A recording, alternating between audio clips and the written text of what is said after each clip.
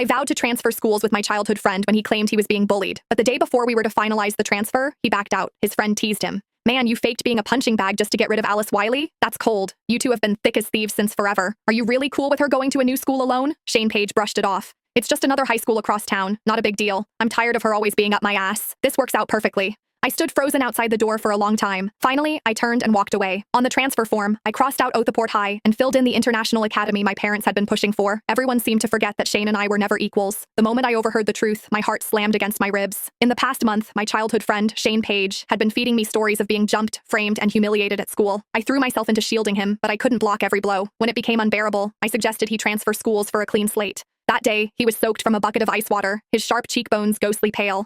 He grabbed my hand, trembling. I can't face a new place alone. We'd been inseparable since kindergarten, walking to and from school together for over a decade. Deep down, I'd been nursing a quiet crush on him. So, in a rush of loyalty, I promised, "Don't worry, Shane, I'll go wherever you go." But standing outside that private room, I realized it was all a cruel ruse to push me out of his life. Does he hate me that much? Inside, his friend kept talking. Alice is crazy about you. What if she falls for someone else out there? Her? Shane scoffed, as if the idea was absurd. She is so loyal she'd take a beating for me and not even flinch. You think she'd ever stop loving me? His friend muttered. I don't know, but she doesn't seem like someone you mess with. No chance, Shane said lazily. Our school is full of rich kids, but has she ever given any of them a second glance? His tone dripped with disdain as he continued.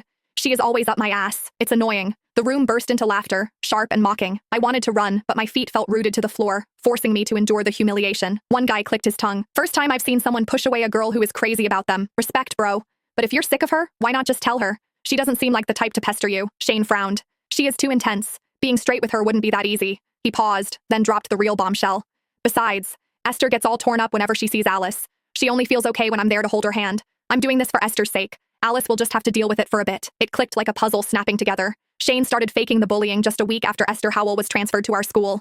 You sly brat, a new girl shows up and you're already whipped? Someone chuckled. But Esther has got that fragile damsel in distress vibe. Guys eat that up.